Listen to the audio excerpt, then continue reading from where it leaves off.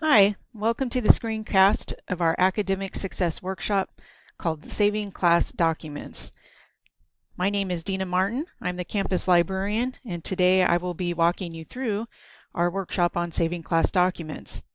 Some of the things we hope you will learn as a result of watching this workshop are being able to list different locations or internet tools that you can use to save class documents, that you can explain the difference between save and save as for computer files, and you can describe one effective yet simple way to organize your class files that you need to access. So we'll start by talking about options for saving and where to save, the basics of folders and organizing folders and files, as well as how to name them and rename them, the difference of save versus save as, the importance of backups, and we'll talk about some fun desktop file organizers. And if you have any questions, you can always post questions on the Canvas discussion post for this module, and we'll be happy to answer them, as well as share anything that you'd like to share with other students that works well for you. So let's start with options for saving documents. If you have your own personal computer, that is one location where you can save your documents to. Another thing you may use is a USB drive. The nice thing about that is you can move around and use different computers in different computer labs or in your own home, and then you don't have to carry your computer with you. Obviously, if you have a desktop computer, that's not easy to carry around at all, but laptops are, although USB could still be a good tool for backup even if you're saving to your personal computer. My favorite these days is to use what we call cloud computing, where you can create documents and revise them in the cloud, basically using an internet site. And some options for that are Office 365, which is included in your school email. And let me just show you what that looks like real quick. So if you're in your school email, if you simply go up to this little corner in the left-hand corner and select OneDrive, that will take you to your site where you can create documents and save them all. So the OneDrive refers more to the saving of them, whereas if you were creating it, then you would be in Word or Excel, but then they're all saved to this OneDrive. So that's one option. Another option is Google Drive, which is my personal favorite that I've been using for many years, and it's really useful. And the nice thing about all three of these cloud computing options is, like a USB drive, you can get to them from any computer that has internet access. One other option is Dropbox. You can revise some documents in Dropbox, but you can also save documents there as well. Like I said, my personal favorite is Google Drive, and make sure to look for our new workshop that we'll be doing in spring 2018 on doing coursework using basically a smartphone, and we'll highlight a lot of these cloud computing tools in that workshop.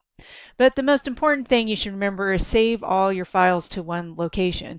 Because you know, I remember, well, let's see, was history on the USB drive and my psychology class was on the Google Drive, but yet my English drive was on my computer at home. That's kind of hard to keep track of. So just pick one method and stick with that throughout any given semester to save all your school documents too. So let's just talk about some basics. The difference between a folder and a file. If you don't understand this, then it's pretty difficult for you to organize your files. So a folder, just like we've seen here, is just like the paper folders that you see that have the tabs on them.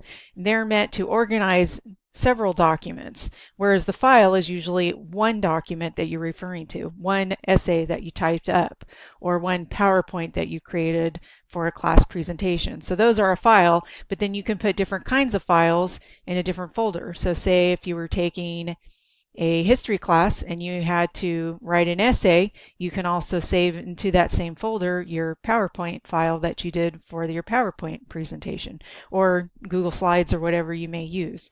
So let me demonstrate how to create a folder on a desktop computer as well as Google Drive. So we'll start with the desktop. So I'm just in my desktop here, and I went to my documents library, which is usually already there on most computers. And if I wanted to create a new file, I simply use the mouse and right click and then select new and folder. And then here I can type in whatever I'd like to call it. We'll put History 5A. And then now I have a folder in which I can save everything from my History 5A class too.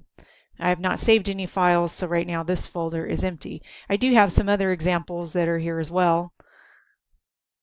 I just don't have anything saved to them. So that's easy to create a folder. And of course you create a file as you create your document. So if you were typing a Word document, you open Word, and then when you save it, that creates the file, although I will talk more about that in a moment. So let me show you Google Drive as well.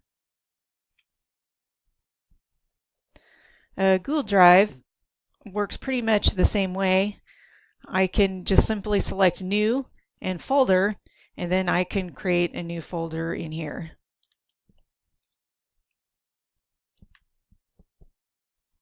And as you can see, I already have different folders in here where I've used different naming conventions, which I'll talk about a little bit more in a moment.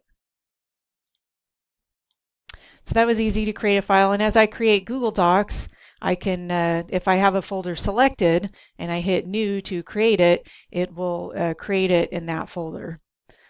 So let me just do sample. We'll say for history. And then make sure it saves. This is the nice thing about cloud computing, is that it saves automatically. You don't have to do anything. So now that I go back into it, and we're in my History 5B folder, and you can see there is the document that we just created. So let's move on to talking about what to name our files and organize them. So we know about folder basics, so it's good to use these folders to organize our documents. So I suggest that you have a folder for each class. And then for each document you have, make sure you have a clear and unique name to make it easy to find, whether you're in the folders or working on them outside of the folder. So we have a lot of examples here. English 105, Essay 1, My Life Story. That's pretty basic. We know which class. We know it's the first essay. We know the name of the first essay, because sometimes you don't always remember, is this assignment 1 or 2 or 10? And this kind of gives you a little bit of clue to what it's about. Some other examples include this class, assignment 1, reading questions. So we have what the name, kind of the generic name for the assignment, as well as something that will help you understand what the assignment is. And we have some other examples here as well. And all these other examples, some of these have dashes, some don't. Usually these days you can do dashes, but if your computer doesn't let you, you can do spaces as well. And you can also write out the class. You can write English or counseling or library science. These are just shortened versions because I think that they're easier to get to.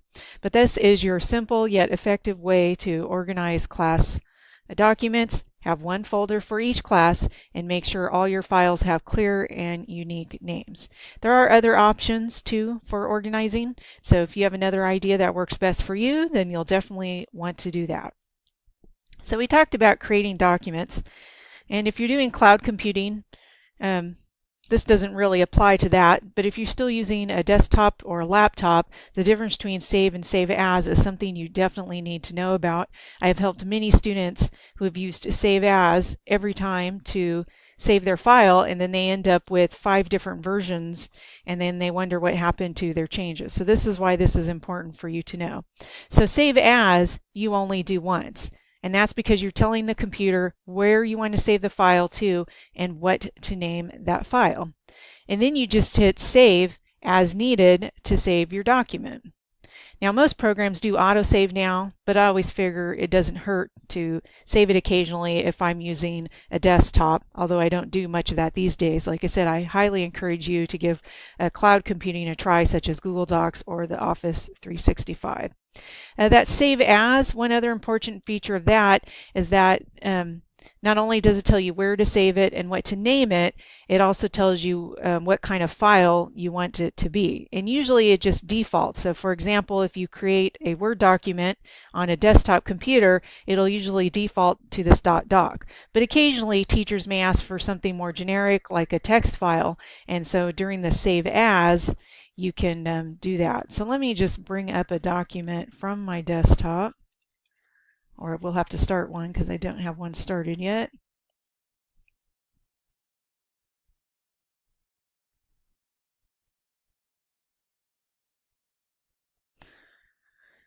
And so I'm just going to type gibberish. And then I'm just going to go to File, and since this is my first time saving it, I'm going to go to File, Save As. It wants me to select a place, so I'm going to browse, and I'm going to go to my documents, and I'll pretend this is for English 1A. We'll pretend this is Essay 1. We'll call it Autobiography. Seems like a good first assignment, right? Usually this would be dictated by whatever your assignment was. Now notice here it says Save As Type. So this is where I can select something different. So usually Word document is just fine, but in the event your teacher has asked for a PDF file, you can select that, or something like the rich text format, an RTF file, or a plain text format, which is the TXT file. You can also do that as well, but usually this is just fine. But if you ever have problems opening up documents, you may want to check how something is saved and what kind of software you have, because if certain kinds of software can only read certain kinds of files, so that's why this can be important. But like I said, if you're not changing it, the default should be fine. Just keep in mind if you have a different software that you were using at home and then you try to open it up in the computer lab, you could have some additional steps for it to be able to read that file. But just ask for help if you need any help with that when you're at the library. So then I'd simply hit save, and this would save it to my English 1A folder, which we can just view real quick. There it is, Documents, English 1A. There's the sample file, since I told it where to save and what to save to. So let's take a look at these file types a little bit more. These are common file types that you will see. The doc or the docx refers to Word files. PowerPoint might be another one if you do any kind of PowerPoint presentations for classes. I mentioned the generic and the PDF. Now if you save to clouds, they don't automatically save to these. What you need to do is download it as a Word doc or a PowerPoint. And sometimes teachers actually have Canvas set up so you can either share a URL, or you can set up Canvas to actually talk to your Google Drive and submit assignments in that way as well. But some of that depends on how the teacher has it set up. And they may have it set up for specific file types for specific purposes. For example, Turnitin, for teachers to grade it in certain ways, usually they need it to be a doc file. So that's usually the preferred method. Now we need to talk about backup. Backing up your files is also important, whether you're using a personal computer, a USB drive, but also cloud computing. For example, if you do something in the cloud and then you go to your class to present and the internet happens to be down that day, maybe just in that classroom, maybe on campus, you'll definitely want to have a backup on a USB drive. Anything, of course, that's really important, you would also want to back up as well, because it's always better to be safe than to sorry. So always have that plan B, especially for class assignments. Now just for a little more creative fun, you can also download, if you have a laptop or personal computer, you can download desktop organizers such as what you see here, and then you can move your files around to kind of organize. This one, notice we have to do, we have important folders, other things, as well as just important work to do. These are some other examples too. If you're really computer savvy, you can put different labels in here and label them as you like. Here's another example. And then usually now we would ask you in the workshop if you have any burning questions about saving class documents, or if you have anything that you'd like to share. But since this is a screencast of it, if you have any questions or have anything you'd like to share, please post it to the discussion post located with this module. And let me go to Canvas real quick to make sure you know how to do that. Let's see. Under Canvas, you, of course, select modules. Select the module that says Saving Class Documents. And then right here is our little discussion post where you can ask questions as well as share anything that you think your fellow students would like to see. Also, you can practice uploading files here. So you can see the different file types that your teachers may select and submit them up just for practice. Your teachers don't see us. This is just merely for you, so you can get used to this and get used to Canvas. We also have another workshop on Canvas, using Canvas to submit assignments and stay organized, so make sure to look for that one as well. And again, if you have any questions, please use this discussion post or come see me, Dina Martin, in the campus library. Or you can go to the Reading and Writing Center and also get help from peer tutors as well.